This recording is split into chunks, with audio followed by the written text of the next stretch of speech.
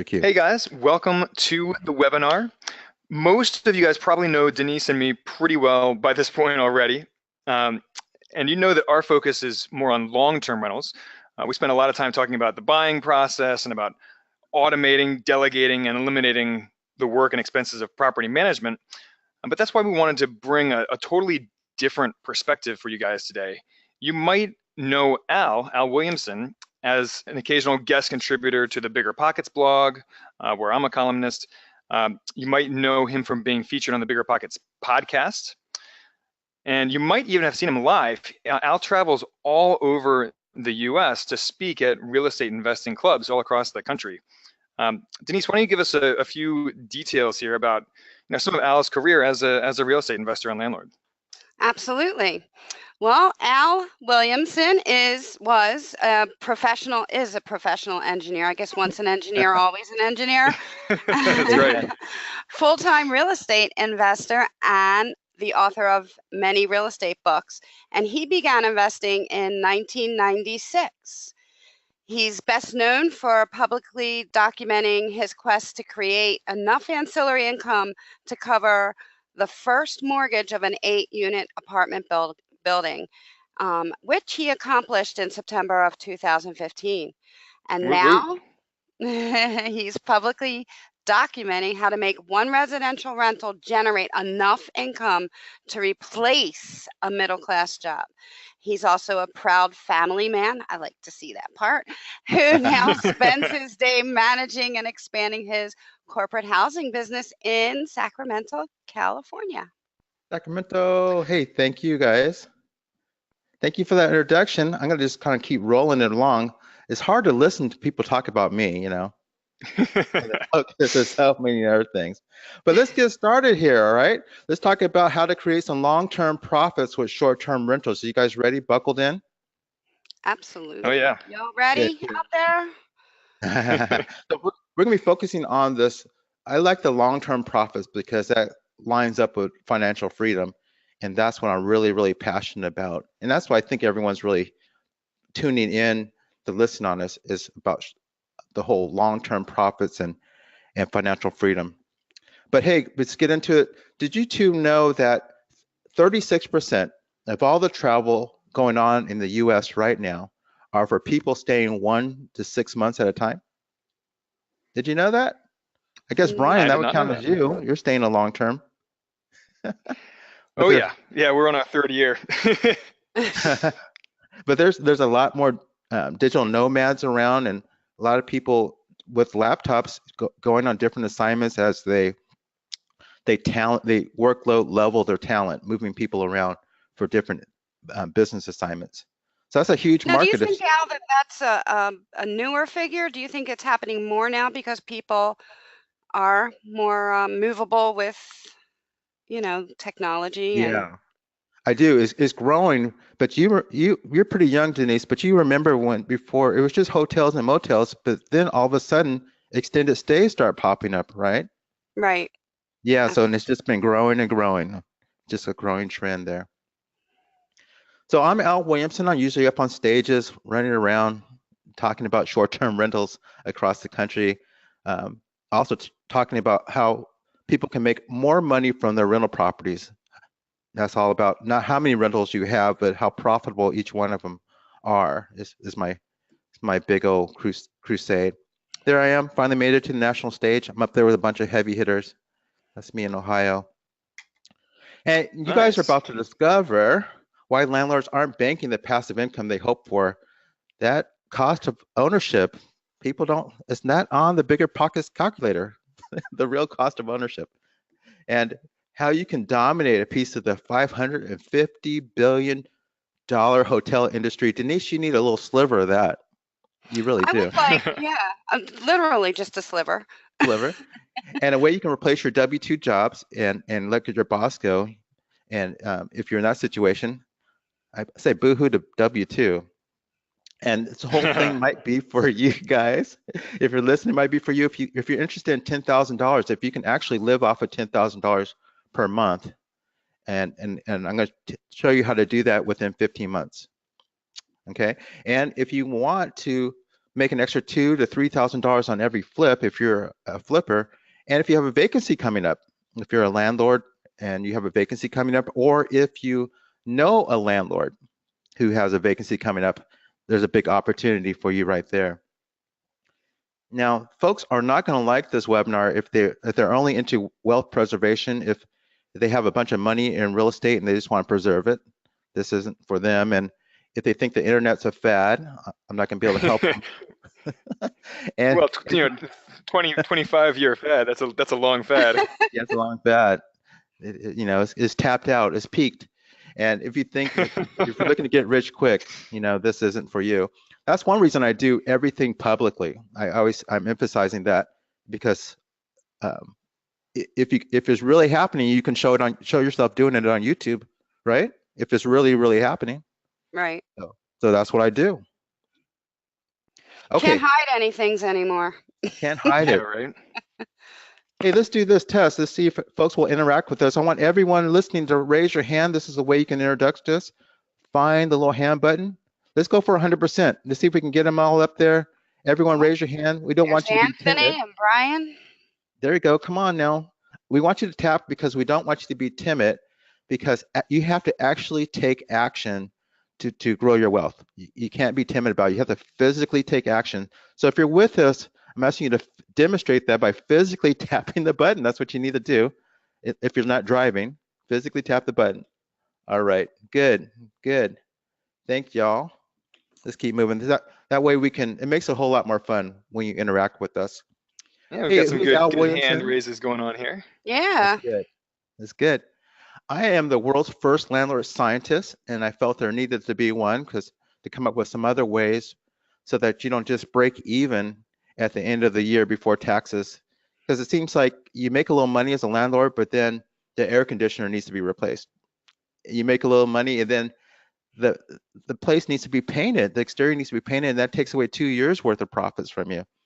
So there needed to be more ways to generate income besides just relying on market rate rents. So that's my focus. I have 14 short-term rentals right now, and I've trained over 305 landlords or people, helping them get going with short-term rentals. So I know a little bit about it. Been featured all over. I can put Just Spark Rental up here.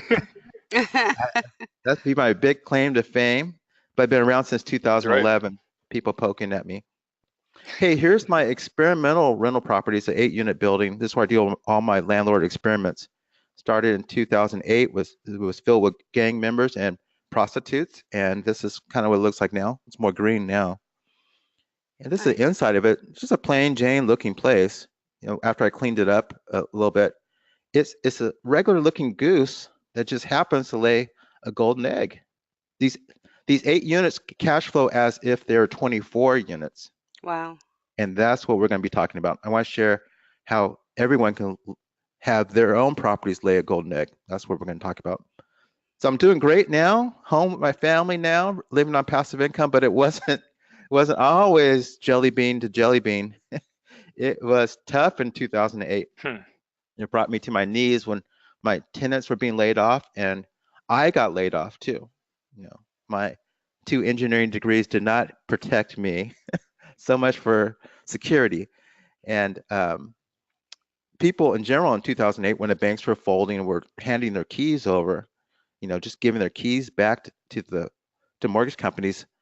But I didn't want to do that. I didn't feel it was an option. I was so heavily invested in the community. I was leading neighborhood cleanups once a month with high school students, trying to get this neighborhood back on its feet. It was an inner city neighborhood. I was hosting block parties to drive drug dealers off the street. Nice. We set up a bounce house right in front of the drug dealer's place.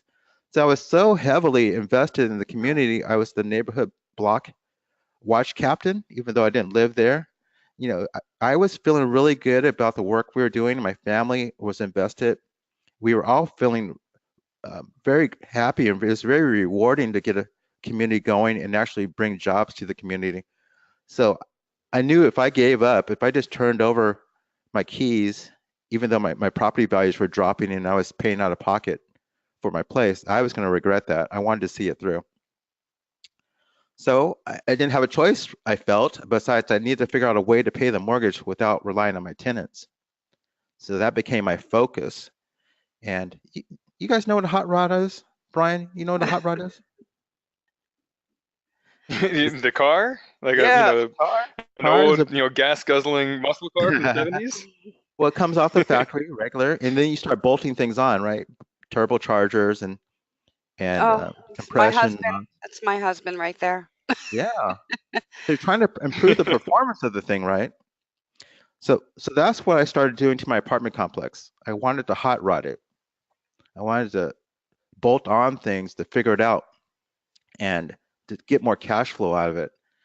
And what's funny is I would go around telling people, or I was announcing that I was going to figure this out, and people didn't think it was possible. Uh, a lot of interviews, people were just like, you can't do that. You can't generate enough. There's no way to generate enough passive income, side income, to pay Don't your you mortgage. love when people tell you you can't do something? Yeah. And I didn't have a supportive community around me. So that's one reason I started my blog. But, if you ever tried something and it didn't work out, you didn't accomplish the goal, it's probably one big reason is because you didn't have a supportive community around you. And that's why, Alcohol Anonymous, they always have a community there, and Weight Watchers has a community to keep you going. You need that. That's why I had to do it for myself. It was tough. But in 2015, 7 years later, I accomplished the goal, generated $1,800 a month of side income. And it was a lot of work. I ended up putting all those ideas into this book, 40 Ways to Increase the Net Income of Your Rental Property. And that's available on Amazon. It's like $15. My 7 years boiled down to $15. But the big thing that came out of that is I realized that by doing short-term rentals, it really set the stage for me making other profit centers. It set the stage for housekeeping. It set the stage for laundry services and why people would want bicycles with baskets and pay more for that. Now, everyone, hey, raise your hand if you understand that not only is short-term rentals profitable, but they set the stage for you to make more money for upsells. Raise your hand if you understand that. Oh, we got a few hands going. Got a few. But that's really important to know. Not only they're profitable, but that's for the upsells, which is even more lucrative. Now, I first started in 2011, 2012 when I was with short-term rentals. I was doing some work on Alcatraz. I put the new roof on the, where they broke off, Escape from Alcatraz. That very building is what I was in charge of putting a roof on and solar panels in San Francisco back in 2011, 2012. And I found myself in need of 3 months of housing in San Francisco. So I ended up Airbnb all around San Francisco, staying a week at a time. And this is right when Airbnb was blowing up in San Francisco. So I just happened to be right in the midst of it back then. And I've been all over since. Most of my stays are in Northern California. Heading to Virginia, I'm going to get a dot over there. But most of my stays are there. So I want to share with you guys, this is really important that you get where we used to be and where we are now, because a lot of things have changed. It used to be the motto was you make your money when you buy. You remember that, Denise? People would say you make your money when you buy. Yeah, I do. And it's basically you're trying to set your expectations not to think you're going to make any money while you're holding on your property because of the cost of ownership and things like that. But that's changed now. Now you can take care of it, maintain your building or your rental, and fill up your reserves and have some spending money. That's because it's thanks to short-term rentals. So that whole model doesn't apply anymore. And in the past, it used to be if you were a flipper, you would have to slash your prices if you couldn't get it to move because you had hard money loans and it was expensive to hold on to a flip after you renovated it. But that's changed now too, because you can flip into an Airbnb hold, and Airbnb has so much artificial intelligence and such a reach that you can book the place so that it covers your high holding costs. and so you can walk away with $2,000 and $3,000 more on every single flip now. But you got to know how to market your place. So you do that between finishing renovation and the time you sell. You can cover your holding costs. And it used to be in the past that you needed a bazillion rentals, hundreds of rentals for financial freedom, because they're all offsetting each other, and that's just the way rentals work. But now you only need a handful of short-term rentals to cover your monthly expenses. For me, 5 of them do it for me, cover Wow. my family's basic expenses, so I don't have to travel 2 hours to a bridge to oversee construction and 2 hours back while my daughter fails algebra because I'm not home. So it gives you options now. You don't need a whole bunch of rentals anymore. Okay. Now here's the problem. The problem is it's really easy to make money with Airbnb. It really, really is. It's a beautiful site. Doesn't, anyone can do it nearly, because it's well designed. But the thing is that it takes skill to make more money than a landlord. That's what people are missing out on. They miss that they're in a horse race, and we're really trying to outperform what a conventional landlord does. And here's the reason. Because it's called the red horse, the traditional landlording, okay? And the blue horse, what a short-term rental provider can earn. These are earnings on a net income basis, okay? So a traditional landlord, they make money, they pay their taxes, they pay their mortgage, and they have this net income left over, okay? Now for the same property, if you operate it as a short-term rental, you make this huge gross, and then you have to pay taxes, and you have to pay extra insurances, and you have to pay your city taxes. And if you end up with the same net income as a traditional landlord, you're gonna feel pretty stupid, right? How would you feel, Brian, if you spent all that money and all that time and ended up with the same net income as the traditional landlord next door? Oh, that'd be terrible. Yeah, but it happens because people are not measuring themselves against what a traditional landlord can do. That's what's so important. That is important to understand that, because rents can change during the course of a year, right? They can uptick. And if you don't pay attention to it and you don't do this comparison, you don't know you're in a horse race, you're really making some mistakes. That's what's different for a landlord and flipper and investor. If you're a homeowner sharing your guest home, you're not in a horse race. If you are an investor, you are in a horse race. Everyone raise your hand if you understand that. That's really critical. I want to make sure you walk away with that. Raise your hand to understand if you are a landlord, you are in a horse race and you need to have some more skills to outperform a conventional landlord. Now here's the reason, here's the solution I see.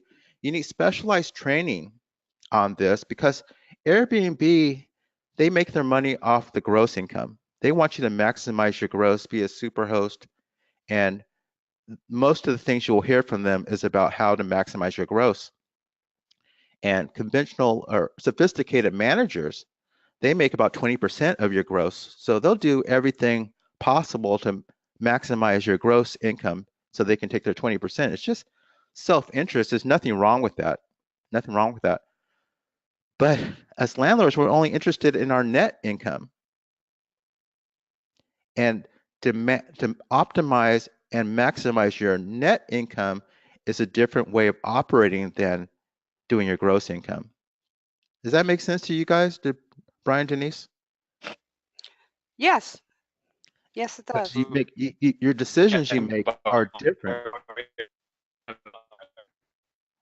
Oh, Brian, you faded out on me, brother. Say that again.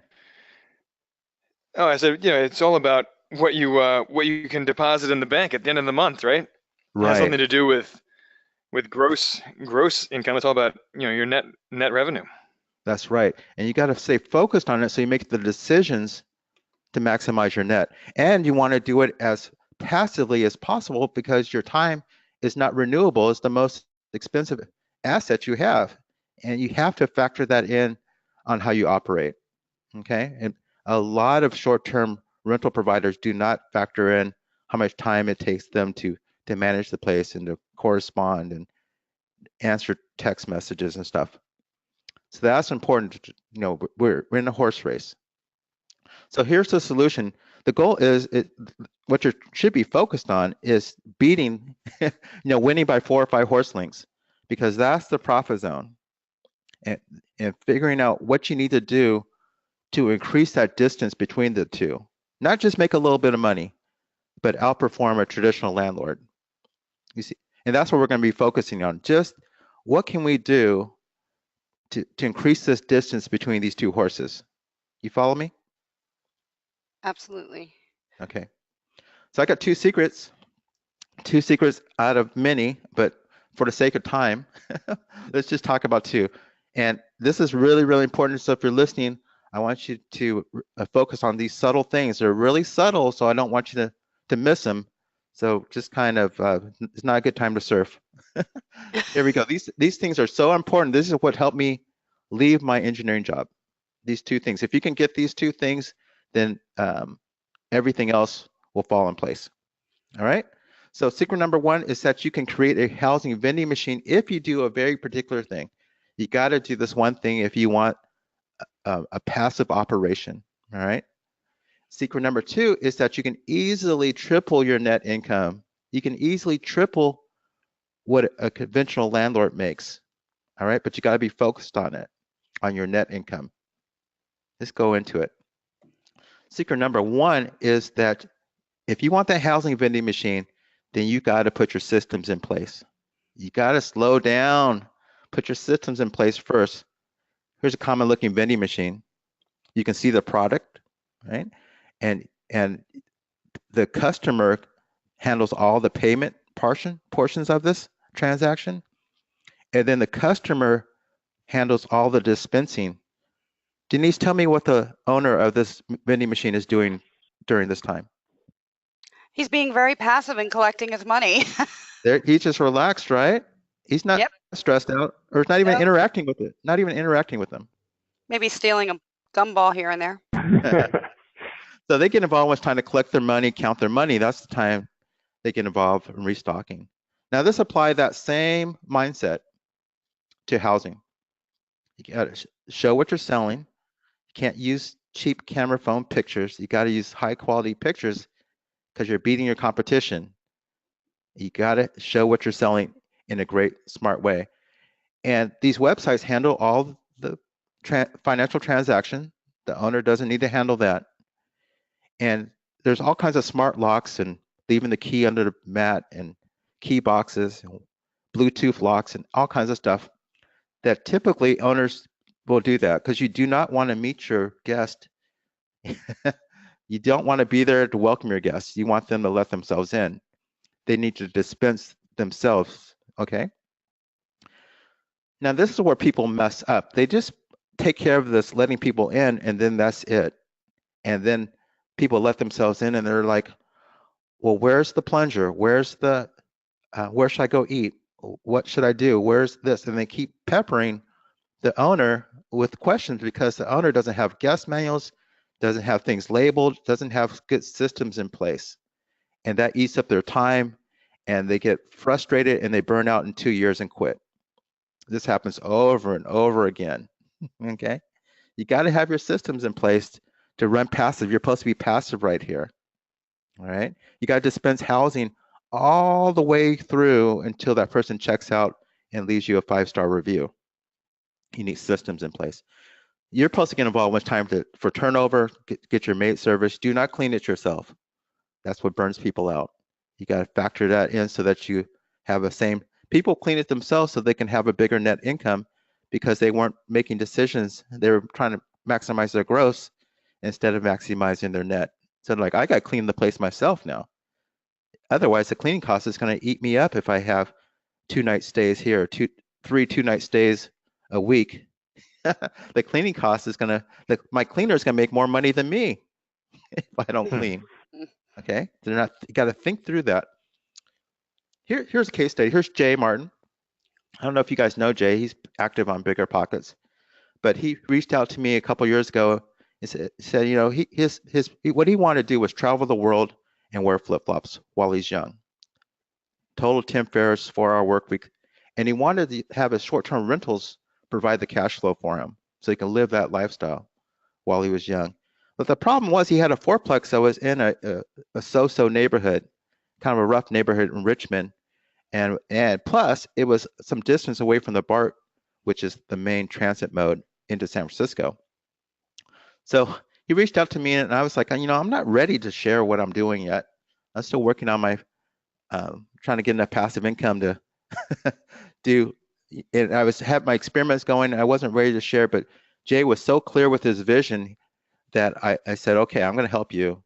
So I looked over his situation. I said, Jay, first thing you need to do is add a bicycle. Add a bicycle to this so people can get to the BART station. You got to provide a full housing solution for them. And he thought that was funny, but he did it, and he made a big deal about the bicycles and featuring them.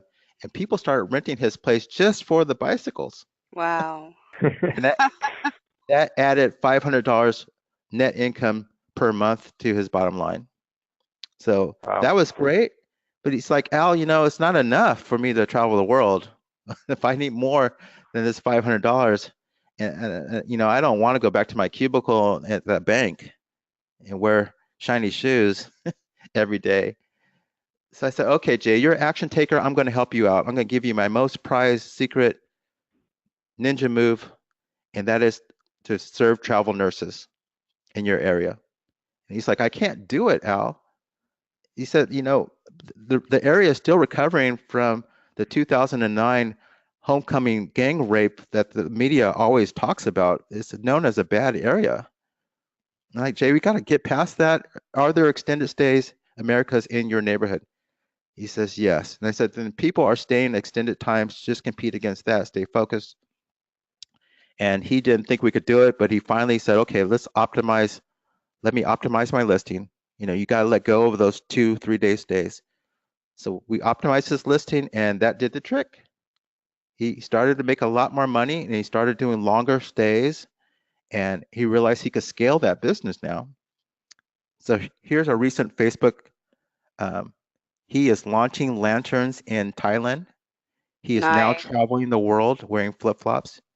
This year he's been in Tokyo, he's been in India, Singapore, and he is currently in Thailand right now. So Nice. he has 21 of these housing vending machines now. And he doesn't take any calls. His team does it. He's got all his systems in place so that no one needs to call or text them. Okay? So his testimonial is, Al, you know, he says, I would have made $100,000 more and retired a year or two earlier. He's only 34. He's complaining about. Not retiring at 32. Yeah, if he would listen to me, because I was saying, you know, focus on longer stays and travel nursing. And he does, and that freed him up. Was that helpful to you guys? Hey, raise your hand, guys, folks out there. Raise your hand if that was helpful. You understand you need to get your systems in place and make decisions based on your net income. Okay, good. We got some goods. So I see a question. We're going to take questions in a little bit. Let me get through the second secret that you can easily triple your net income. You know, you get what you measure. Is that right, Denise? Absolutely. Get what you measure. So you got to measure your net income against a traditional landlord. You got to know what that is. This is Peggy. She's outside of Dayton. They had this really cute little place, but they couldn't get a tenant to stay longer than a year. It's just the way it was laid out with the bathroom in the back corner, something like that. It was a cute place. They were getting ready to sell it, and they said, "Oh, you know, we can't get anyone to stay. We fix up the place, and then we have to remodel it when they leave in a year, and that takes all our profits back." Brian, I think we were talking about this. You know, they lower their rents trying to get someone to stay longer, and that person then you have to have an eviction process, and they thrash the place, and then all their profits go back to remodeling, and just this cycle of maintenance instead of pocketing the profit. Yeah, So turnovers and evictions are just landlord profit killers. they kill you. So they were in that cycle. They said, you know, people like it for short-term stays, so let me worked with you, Al, and I got them going. And our marketing angle for them was the tout that they were outside of Dayton, which has a bad reputation, and that keeps them booked for people who don't want to live in Dayton but have business in Dayton. So that brings, for their net income, they've tripled their net income. They're able to make, essentially, they made this little house put out the equivalent of what 3 houses put out, okay? But it's a whole lot easier to maintain because they only have 1 roof, 1 water heater, and 1 pair of systems. So for them, we're, you know, and which for a place that rents for $600, $700, an extra $300 a month is significant. Okay. This is Adam James. He is a smart guy. He's a house flipper. He has a master's in engineering economics, and he was also homeless. 2008 wiped him out, and it made him feel like a failure, and he was really depressed. But he got some help, and he got back in the game, and people were going to give him hard money loans, but there was just sky-high rates now. So he was able to flip houses, but he had these high rates, and it was eating him up when it's time to sell. It was taking him 3 months to sell. And again, he was enriching his bankers because of these high loan interest rates, and still feeling like a failure. He was still struggling with that. He reached out to me, and we crafted a marketing plan for him so that he could just be everywhere between the time he finished his remodel and the time that he sold the place, because it was just taking him a long time to sell it. And also so that he didn't have to slash his prices. So we did that, and that did the trick. He was able to cover his costs and make some money. And his lenders started lowering his rates because they saw how profitable he was. They started lowering his rates so he can get financing for nearly anybody. He turned his long-term rentals over to short-term rentals, and he's making an extra. He's 4 times more profitable by doing this, doing a long stay. I call it long shorts, optimizing for a month at a time rentals. So he's able to bring in an additional net income of $700. Okay, that's great. That's pretty good. That's real money. This is Chad. He's a landlord, and he's also a full-time pastor. And his rentals were feeding themselves and not having any money left over to feed his family. And he just wasn't a well-paid pastor either. He's like, I was called to the ministry, but my kids weren't. I want to have something for them. You know, I'm working all the time. I'm on call all the time, and he's feeling really bad about that. And I was in town. I was in Oklahoma City. He pulled some strings and got me to go to breakfast with him. He went through a common friend of ours, and he drove me around to his rentals, which were just 2 regular-looking rentals, one on a busy street, and people were saying, you know, it's not a good spot for doing an Airbnb. And I said, Chad, you can do this. You got to optimize for business travelers. I don't know who they are yet, but you have 3 extended stay Americas in town. He's like, yep. That means that on average, people are staying 18 days, and on average, someone spent $200,000-$300,000 doing market research to verify that 18 days are viable in this location. He says, yes, but who are the business travelers? I'm like, I don't know, but you got to follow this process. And the process was to do short-term stays, and then we transitioned into longer-term stays. And when we transitioned, he was able to pick up a local baseball team who are business travelers, yes? And they travel with their families. The Oklahoma City, are they Dodgers or something like that? Something like that.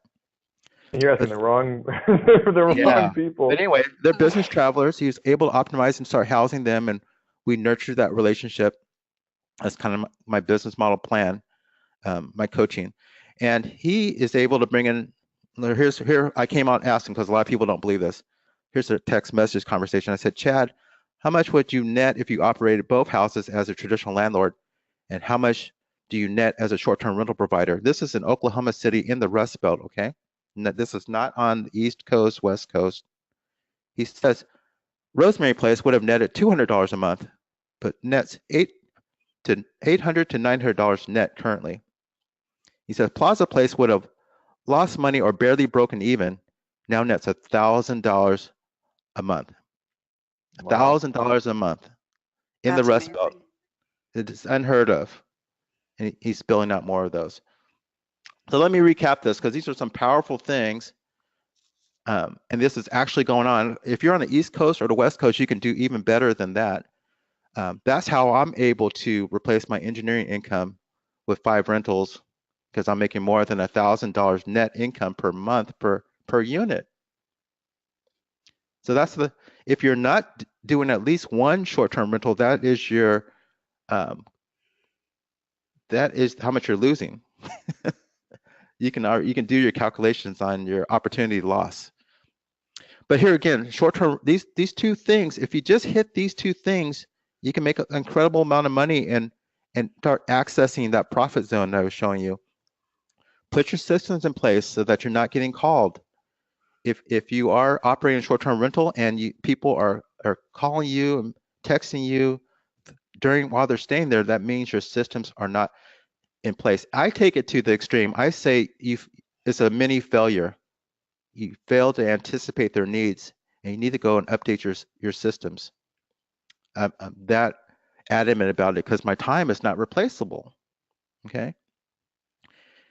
And secret number 2 is that you got to focus on your net, make decisions on your net, and get out of the game of doing 1-night stays and 2-night stays and weekend stays. That's great for people who are sharing their homes. But if you're an investor, if you're a landlord interested in cash flow, you have to outperform a conventional landlord to make any money. Don't do extra work if you're not going to make extra money. Okay, so you got to focus on that. These are the things that helps Chad be home with his family and reduce the time he's at work now. As a pastor, he can trim those hours back and have time to take his family on vacations and things. He's in our private Facebook group. He's always showing he's out and about now, instead of just trying to make ends meet. So again, here's the profit zone. I think everyone on the line knows there's a difference between how much a hotel charges per night and how much a regular long-term rental goes for per night. Is there a difference in that, Denise? Well, there is. There's a huge not a small area. difference either. No. Right. It's massive. No, I would like to charge per day on my. Yeah. Fully furnished. I sent that table. If you just put furnishings in it, it's 30% more. And if you do some other things, you can easily grab more, make your rentals operate more. So that's a profit zone. And the 2 secrets I gave you was to help you enlarge that distance. You want to widen that distance if you're a short-term rental provider. That's the whole goal. And those 2 things I gave you are tools, and I'm going to show you how to use them. You ready for that? Yeah. I'm going to show you what you can do with those do tools. it. Okay. So this is what you can do. If your goal is to increase your spreads as a rental owner, as an asset owner, increase the spreads. Your cash flow comes from your spreads. You should be making, and I find this all over the country, even in Jackson, Mississippi, you should be making a net income of $1,000 per month per rental. Okay, that's your opportunity loss if you're not moving into short-term rentals. And there's a time to do long-term rentals, absolutely. I have some myself, but there's no reason to do all your rentals as long-term rentals. It just doesn't make any sense anymore, not where we are in this life cycle. Yeah, and why not experiment too, right? Yeah. Why not try it out? Try it out. Absolutely. You end up running into a professional baseball team that rents up all your rentals, and you start making a ton more money. That's how you find out. Maybe you get free tickets. That's right. Okay, so if you're a landlord, that's it. The goal about landlording is you don't make money off your brick and mortar. You only on the cost of what your cost of holding costs and how much you can rent it for. That's where the cash flow comes from. It's not the brick and mortar. You cannot eat the brick and mortar. So it's important to understand that. Also, rental arbitrage. You can do rental arbitrage, and this is huge. This building block is huge. This right here I'm going to share with you can crank out all the money you'd ever need, okay? What is it? What is rental arbitrage? You go rent a regular place, a nice, well-located rental from a traditional landlord, and you work out the subleasing clause, okay? You work out those terms. You do a master lease type of thing, okay? If you can wrap mortgages and everything, you can get through the subleasing clause. It's just something that gets negotiated. So don't get hung up on that. You put nice furnishings in it from you. You put the furnishings in. You advertise it on one of those online travel agencies like Airbnb and VRBO. You got to know how to market, just like Peggy and Adam. You got to know how to bring people in that will pay you 2-3 times more than what your expenses are, and you keep the difference. Okay? You bring in $3, pay the landlord $1, and you keep the difference yourself. All right? That's rental arbitrage. You like that? Yeah, I Yeah. mean, you can You keep guys like doing that? that all day, right? Who gets Pay out $1 and bring in 3. Who handles, if there's a roof leak, who takes care of that? Where's that money come from? Landlord. That's right. And when that water heater breaks, who pays for that? The landlord. And when those tree roots get into the sewer line and get it all clogged up and take 2 months worth of profits, who takes that?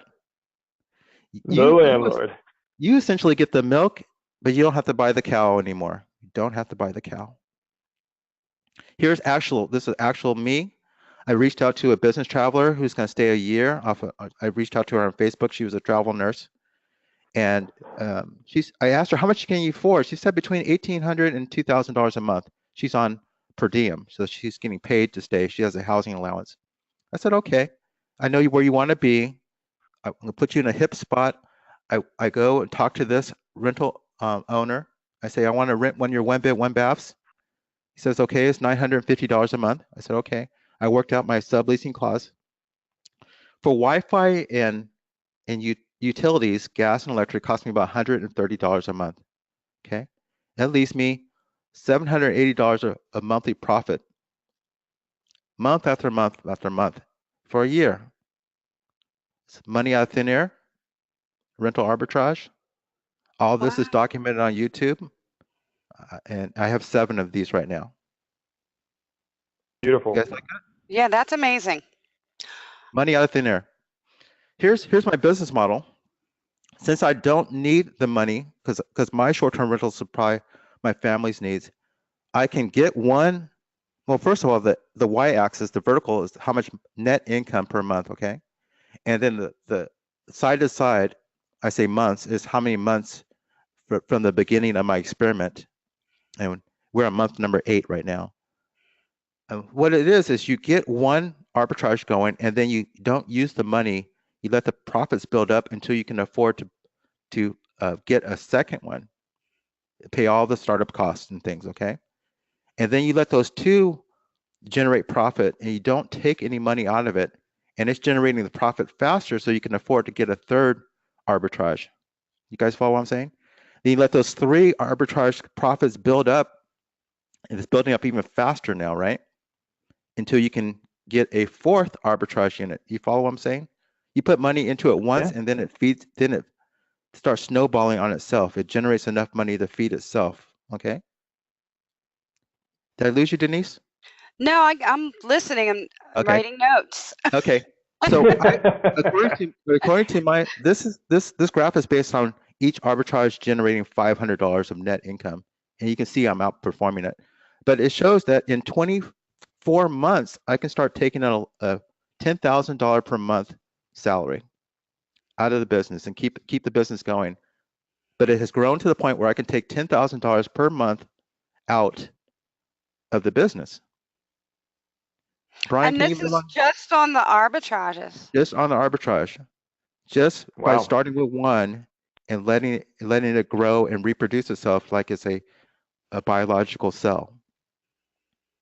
Can you guys live on $10,000 per month? I could live on $10,000 a month. Yeah, I think I could too. Okay, here's where I am now. Well, I can now that all my kids are out of the house. Yeah, right. In February, I should have 3 arbitrages, and I should have it should be netting $1,500 because 500 times 3, it should be doing that. That's where I should be, okay? But remember, I wrote the book, 40 Ways to Increase the Net Income of Your Rental Property. I'm now up to 7 arbitrages in the same time period, all documented on YouTube, making $4,217 a month net income. Okay, so Wow. I'm expecting, instead of 23 months, I'm on schedule to make it that $10,000 in just 15 months. That means you could walk away from your job in just 15 months. That's what I'm sharing with you. And this is all documented publicly. Okay, how to do this. Well, I won't tell you all my ninja tricks, but I show you every single one as I go into it, okay? You guys like that? Yeah. I do. Oh, that's great. So Also with those tools that I eight share months with you. in, and you've got seven arbitrages going already. Right, right. That's fantastic. And again, it's not how many you have, it's the margin is what's important. It's always the margin, the spread. It generates cash flow, not how many units you have. But you're absolutely Yeah, right. and what you're beating your target of 500 a month per unit as well. That's right. That's right. Okay. Because 7 times 5 would be 3,500 a month, but you're hitting 4,200 and some. Right. You're right. So it's like 8 out of 10 seniors are afraid that they're going to outlive their retirement. They think that they don't have enough money saved. And there's a lot of fear going on with that. Even with Social Security, it's just not enough. Okay. So with the tools I share with you, this can completely reduce your stress, change everything for you. Here's the steps. I can't dive into them. We'll dive into them in question and answer time, but you get a Roth IRA, which is a tax, the money grows tax-free, okay? You pay your taxes, put it in, all the profits grow tax-free. You set up a rental arbitrage, and then you move that you move the arbitrage inside of the Roth. And there's a lot of, we can unpack the reasons why you want an arbitrage inside your Roth instead of a regular rental, debt being one of the reasons. So that means you no longer need $1 million, $2 million in your retirement account. You just need a couple of apartment complexes that a couple of units that you rent from someone else, and you run this arbitrage business that just spews out money, and then you don't get taxed on the money. So that means you save 30 cents out of every dollar you make. Wow, yeah. So you put a business inside of your Roth IRA, and you don't have to worry about funding it anymore. If you're young, you don't want to fund it, so do this while you're young. If you're older, get set up with your Roth, and if you're over, 58, you can start taking distributions. So this can completely change your life right here, putting these two techniques together. You don't have to worry about outliving your income. You can fund your child's college education using this method. You never need to be homeless again if you know this technique. There's a lot to it. When you say put the rental arbitrage into the Roth, you mean you take your proceeds from the rental arbitrage and invest them in, say, equities, mutual funds, whatever, through your Roth?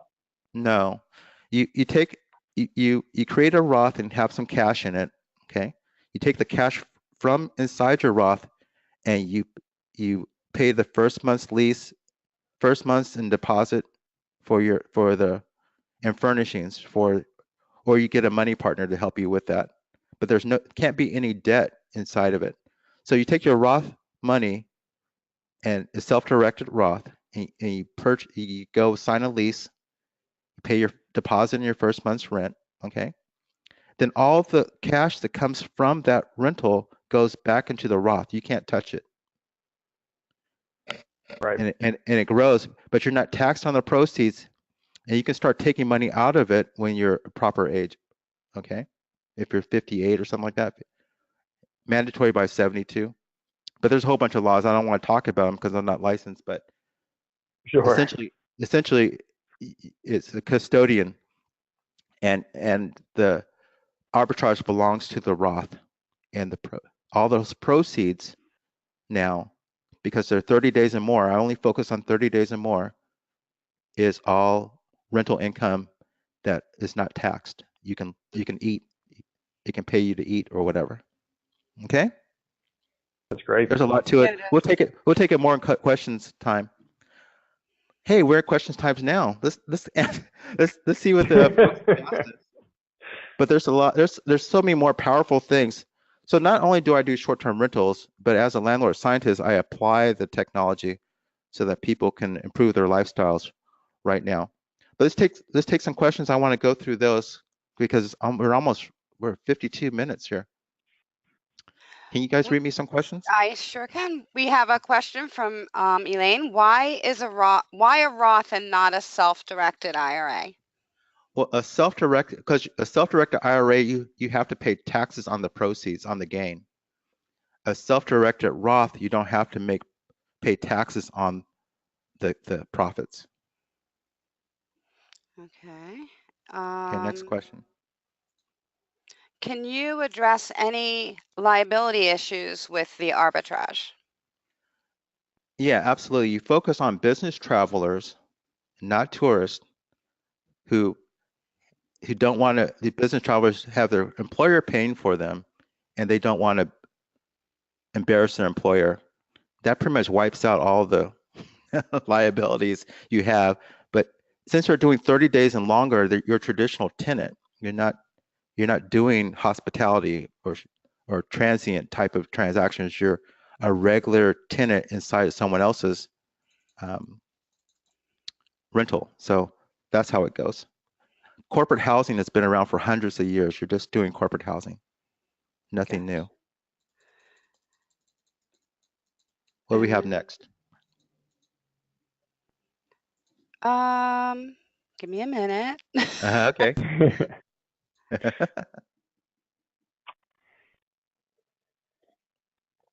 I'll take a sip of water. Well, here's a compliment, Al. I love this. You're the first person I found that is focusing on the landlord side of things. I have 6 properties with great reviews and systems mainly automated, but I'm looking to start scaling the business, deciding between lease versus buy leasing. Leasing is compelling, but now I do find landlords who will allow this. How do I find landlords who will allow this? It takes so much energy to network with landlords. I don't even know where to start. Can you help? Absolutely. I can help. There's a lot of strategies. I have like 10 of them. Let me just tell you one of them. One of them is you need to be able to talk about package yourself as a corporate housing company. And the script goes, hi Denise, you're a landlord? You say, Denise, you say, yeah. Yes, I am. I say, oh, my corporate housing company, we set up so that we're essentially a management company that pays you to manage your property so that we can bring our business travelers who are often IT professionals or working here at Google or travel nurses. Is that something that you'd be open to? Well, what if they damage the place? Well, I'm responsible for everything, and you run me personally. Sure, it's a win-win. So it becomes I would take better care of the place than any tenant possibly could because my business relies on it. And also, Denise, I think I would probably take better care of the place than you possibly could because I'm focused on it. So hey now. I am. It has to stay groomed because I'm focused on everything groomed, and that's my whole business. Is making it sparkle all the time and taking care of all the maintenance issues for my customers. It's a very strong value proposition. You follow what I'm saying? You have to ask them if they understand corporate housing and the value that you bring. But I coach people all through that. We just did that this weekend. I had a small group, and we have them on video making their first phone call to landlords, and we had 3 people, got 3 yeses right off the bat, all on video. Okay. Wow. Oh, wow. All right. Hey, let's move on, and we'll take more questions later on. Okay, I promise. But everyone's is your head spinning? Raise your hand if your head's spinning with all the information. I hope so. I want to give you the most out of it. There's a lot to it and a lot more I have to share. And is anyone ready to give short-term rentals a try? Oh, I yeah. hope so. I hope so. At least one. If you have 2 rentals, then you should have at least one short-term rental so that you can find out what's going on and access that huge gap of profit zone. It's all yours, just waiting for you to reach out and grab it. And here, let's talk about this. What if you fail? I know some of you are thinking that. What if you furnish the place and you do all that and you can't get it to work? Well, I like to point out that doing long-term furnished rentals will bring in 30% more than traditional landlording, and that will that's your first safety net, okay? And then your second safety net is going back to traditional landlording. That's why you don't want to buy something with short-term rentals in mind. You can lease things, but don't buy anything depending on your short-term rental because you want those 2 safety nets underneath you, okay? That makes sense to you, Denise? Yes, it does. Okay. It's diversifying. Yes, it's diversifying. I think you're even safer doing short-term rentals than you are traditional landlording because you have 2 safety nets underneath you, whereas traditional landlording just has been leaving it vacant. Okay. Now, what if you don't try? I like to point this out. I want you guys to close your eyes, if you would, and imagine yourself 5 years from now, and you pretty much know what it's going to look like. It's going to look like on the same trajectory. If that's acceptable for you, I'm happy for you. If it's not acceptable for you, then this is your chance to create your own future. You don't have to walk into the future. You can create your own future. All right? I think it's safer doing this. Now, if you would like my help, I got a resource for you. Raise your hand if you like my help. Otherwise, I'll take more questions. If you want to know about my resource that we use to help Ooh, out everybody's Jay, raising their tell hands. Jay raise the hand, and Yeah, there's a lot of hand raising Peggy. going on Yeah, there. there is. Peggy. Yeah, I'm happy to share with you. It can make you a lot of money. You already know there's this huge potential. If you have an extended stay in America in your city, then there's an opportunity cost against you that I would like to help you tap into. Okay, my resource is called Airbnb for Landlords. It's on 3.0 because I keep putting out new stuff and helping people. And based on what we do, we create new resources. And here, I'm going to step you through it really quick. It helps you focus on business travelers, not tourists. Business travelers who have their employers paying for them are the folks that we focus on. And all those crazy things you hear going on with Airbnb is all related to tourists, 100%. Okay, Like the bachelor parties and so forth. all tourist stuff, no business travelers issues at all. Business travelers don't want to see you or anything. So there's a guy, because I spent 25 years being a business traveler. I know that one pretty well. And also there's time-saving templates so you can get your systems in place and create that housing vending machine we talked about. All right. This is what sets Jay focusing on business travelers and putting systems in place is what frees him up to travel the world and what helps Chad make 5 times more than a regular landlord. So the goal is to avoid phone calls. Okay? People are frazzled out from short-term rentals, all the text messages. It also gives you scripts so that you can get 5-star reviews. Reviews are everything online now. And I'm so proud of this workbook. It took me a lot of time. I keep adding things to it. So I'm really proud of it. Here's Christine. She says, support level Al gives is second to none. I'm always with folks. In fact, I call folks. I don't wait for you to call me. I call you up to see how you're doing.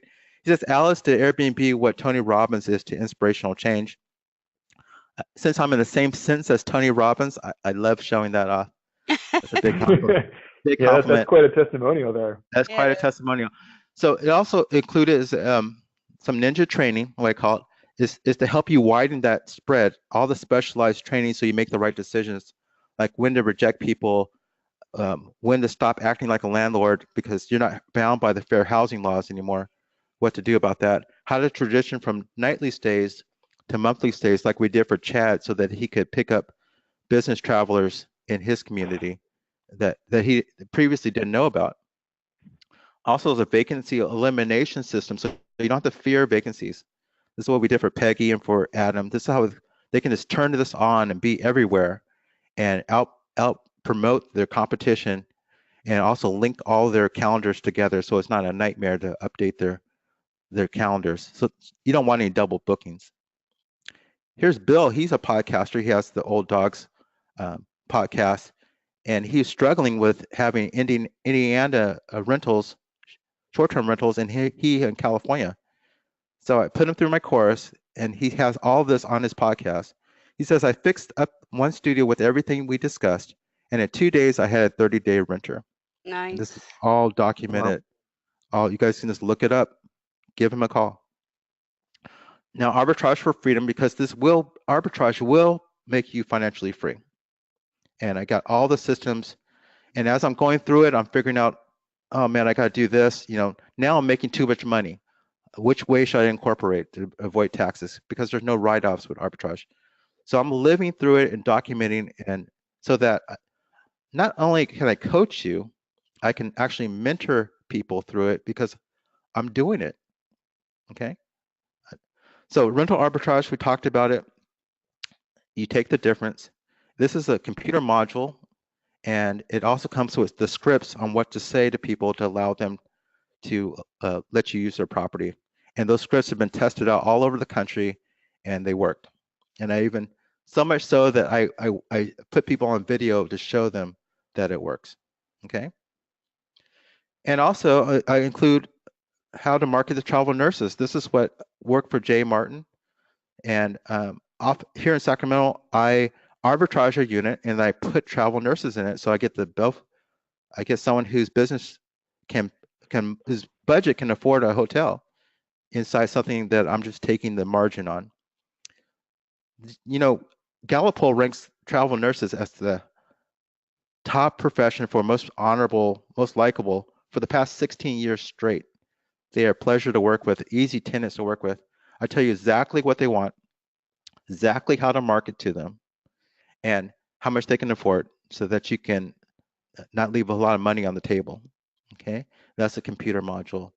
So altogether, I call it the power pack. This is really everything you need: how to market to business travelers, how to create a housing vending machine, all the strategies to get that margin, how to arbitrage, eliminate vacancies, how to market to healthcare professionals.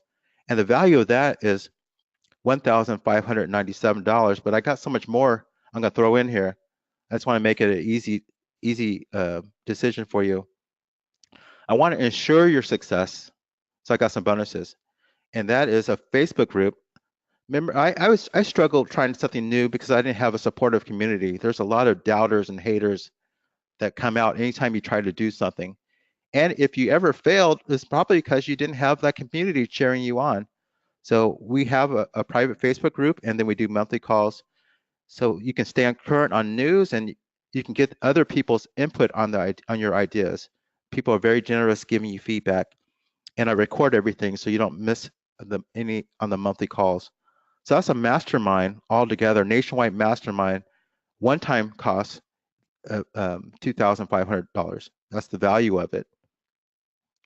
Okay, so putting it together, you got the power pack, which is really everything you need to do it yourself, and then you got a group coaching. Okay, so the total value is $4,997. So this is Steve. He has a podcast. He listened to me like 4 years. Tell him he has 150 rentals. And I was like, man, you got to make some of them short-term rentals and just sell off the rest. You can make more money with less. He says you just need to do it. He's now convinced. He's now finally moving around. So here you go. What if you get stuck? What if you try all this and you get stuck? You don't know where to start?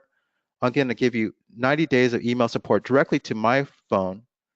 No, it's not subbing it out to anybody. I'll show you how to handle situations, avoid frustrations with tech issues. And when you have an issue, you need help when you need help. So that's what I'm committed to, getting back to you quickly. So it's my time, 90 days of all my experience and my network. So it's a $2,900 value. So if we're going to wrap this all up, we got the power pack, which is really everything you need: group coaching, directly me responding to your questions. So the total value is $6,000 $997. I got something more for you though. I want to really, really give it to you. If you don't know where to start, I'm going to give you a 30-minute one-on-one consultation with just you and me going over your data. We're going to record it so that you can go at your own speed and listen to it over and over again. Now, Michael Jordan had a coach. That coach could not do what Michael Jordan could do, right? So mentors actually do it, and then they tell you exactly what to do so you avoid the mistakes. So I mentor people. I don't just coach them about things I don't do or things I did, and I'm not just selling courses. I'm telling you what I'm actively doing. And I show you how to raise money. We have 3 success stories of me helping them raise monies for the different ventures. Because it's such a profitable thing, it's easy to make an investment. So the real world value of accessing me and my network and teaching you how to raise money is the $3,000 value easily. Okay. So if we put it all together, this is the wrap up. The Power Pack is really all you need: group coaching, email support, and one-on-one mentoring, going over your data, showing you your opportunities in your neighborhood by me, one-on-one, recording that. It's a $9,997 value. Now, if all that does, if that just helps you create that $1,000 a month, okay, per unit, if you're a landlord, then it's completely worth it. It's going to pay for itself in a year. And I showed you the retirement hack so that you don't have to live worried about outliving your income. So you can have some financial peace of mind and security, not to worry about being homeless or anything like that. It's completely worth it. And if it helps you make that $10,000 a month right now in 15 months, like I'm showing you, so you can walk away from your job, okay? So I'm actually, since I don't need the cash, I'm doing this experiment and documenting it on YouTube so that people can see that they have options. All right, so it's completely worth the value, but I'm not going to charge you that $9,997. My mission is to help 1,000 people replace their W-2 into this year. So I want you, I want you to have enough passive income to cover your family's basic expenses. So if you get sick, you're covered. That's my definition of financial freedom. And I want you to imagine that life where if you don't pick up a pencil or anything, you have enough income coming in to cover your basic expenses. That's what I'm going for. I want to show people how to live like that because it's real. I'm living it, and so are many others. Excuse me. 30-day money back guarantee. Okay. 30. Look it over. Talk to me. Talk to the community. Everything. Ask for your money back in 30 days. You get it back that day. All right. So the real value is $9,997, and much more than that. No fluff in there. And then I give you a 30 days to look it over, okay, for a tenth of the value, $997, which if you're a landlord, you can pay for that in 1 month because you should be generating $1,000 a month. All right. It's within for each unit. You should pay for this in no time. Right. So here's the catch: is this offer is good till February 17th before I take things out or move on, because I'm just getting too many. I'm doing live, starting people from scratch and documenting them on video all the way through, showing them that they're making this in 30 days. Okay. So now you really have 2 choices. You can stay on the path that you're on, and you will be wealthy because real estate works. You can stay on that path and keep working it, or you can save yourself a lot of time and a lot more stress. And I think it's safer because you have 2 safety nets. You can start working as an extended stay with the same rental property that you have, or arbitrage wherever you want. You're not limited to your rentals. In fact, when you think of cash flow and you think of the cost of ownership, arbitrage is even more profitable than for cash flow than your own rentals. Yeah, it takes a lot less cash per unit too. Yep, faster return, it's unmatched. So here you go. If you want to get started, you want to invest today, go to sparkrental.com//Airbnb and click on that button, add to my cart. So sparkrental.com/Airbnb, click add to cart, and then you're going to take you to this page, and then you click on I want this, I want it. Then you enter your financial information, and then download all the files, and we'll set up a time to talk. That's really it. Hey, let's do some more questions. Any more questions come in? Yes, we do. Okay. This is from Yuri. What is your take on renting a room on Airbnb in the same house that you live in? Oh, it's excellent. It's an excellent way of making extra money to lower your own personal expenses. Is outstanding. That's the original intent of Airbnb. And what about solo 401k? You know, all those things work. I really like self-directed and being able to not have to pay the taxes on the profits. That's everything, because saving you the taxes, preferably you're rich and you're in a higher tax bracket when you retire, and you want to take that risk off your shoulders with a not a tax deferred, but a tax-free account. But doing anything is good. I want to say doing anything is good, but if you can convert over into a Roth type of product or tax-free product and live your life without worrying about taxes, well, why wouldn't you? Right. And we have from Dylan, how do you calculate the margins for each unit/property? I take the how much I'm getting from my tenant, and then I know what the landlord is charging me per month per rent, what the utility costs are for gas and electric, and I always provide Wi-Fi, and the difference is the profit margin. I do reserves, and there's a whole bunch of things. I'm really strong on reserve funding and those types of things. But that's how you get the margin, by doing that. Taking your income minus your monthly cost is your cash flow. Remember now, you are not responsible for painting the outside, or if there's a plumbing leak or plumbing things like that, you call your landlord. So your reserves are really small. You don't, and if things don't work out, you know, at the end of your lease, you just sell things off on Craigslist and walk away. Okay, what's next? Okay. How do you find business travelers?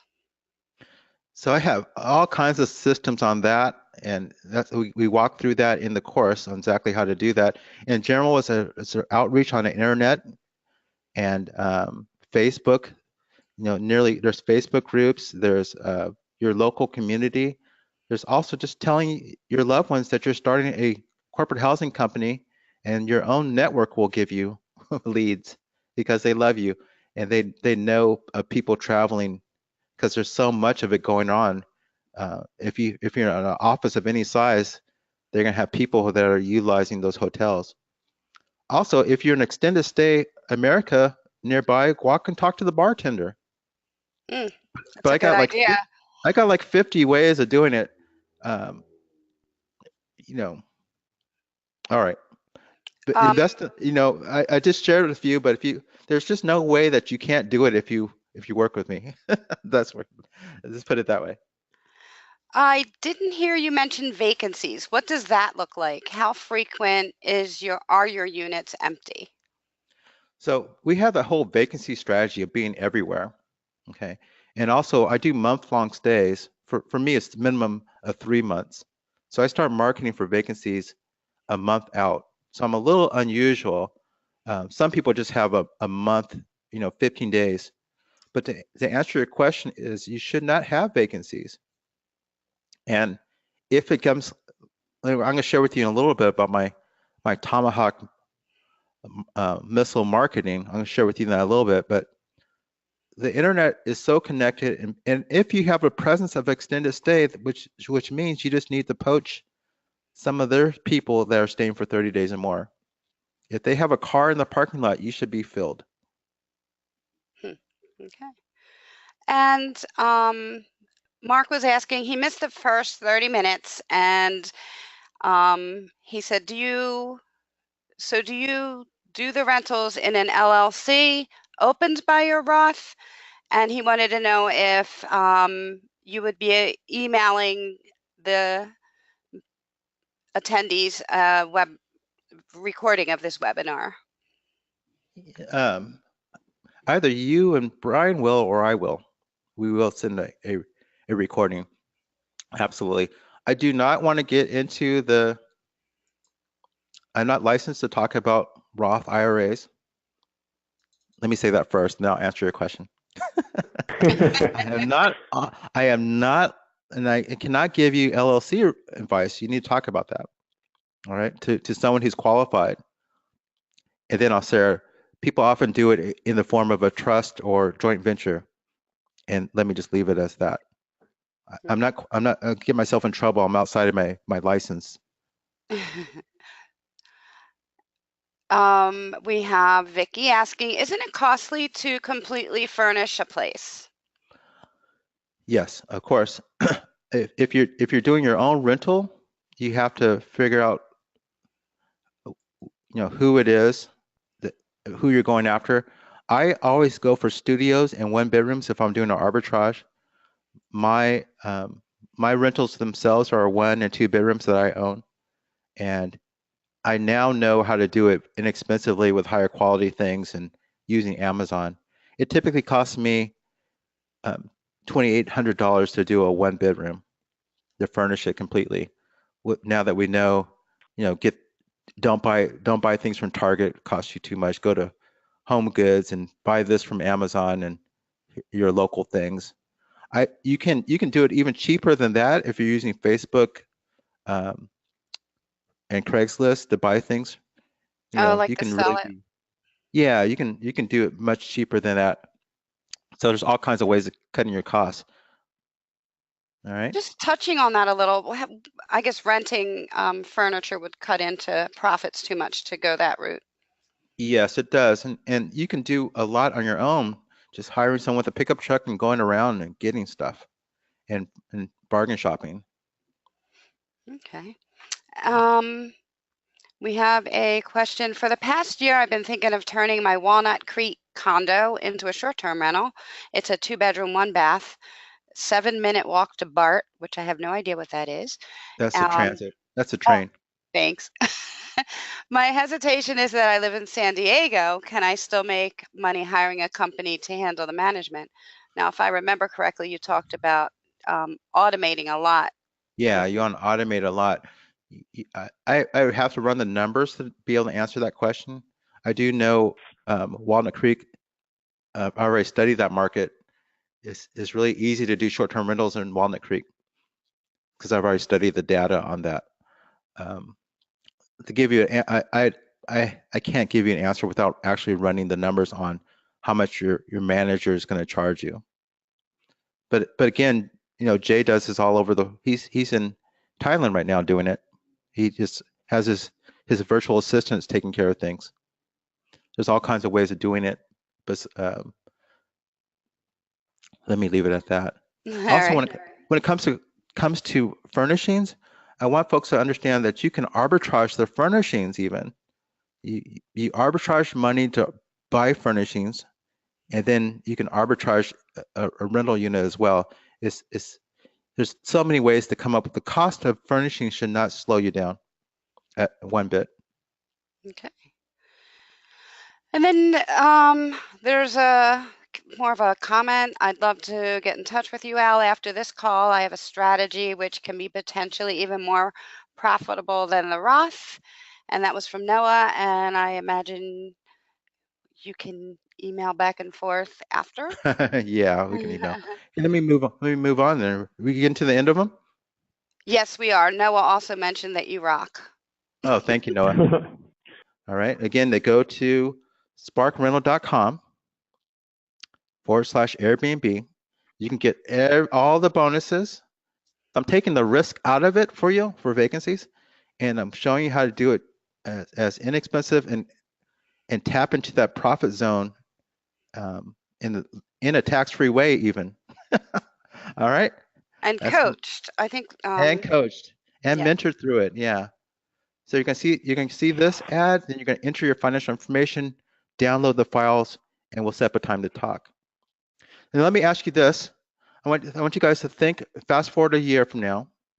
Imagine yourself a year from now and think, are you glad or are you not glad that you started marketing to business travelers whose employers pay for them to stay so they're not price sensitive and they don't want to see you, but they wanted something nicer than an extended stay hotel where they couldn't open their windows and they have someone intruding on them all the time.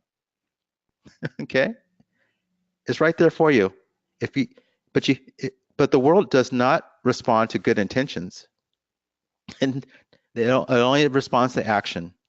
You have to physically do something. You have to physically put yourself out there if you want to change, or if you want to write your own future. If you want to create your own future, you have to physically do something different. That's often outside of our comfort zone. So again, to get the course, to get the mentoring, to get the bonuses, which eliminates your questions, you go to sparkrental.com/Airbnb. And I'm looking forward to working with all you. We kind of went long, didn't we? We did. We There's did. an issue from somebody.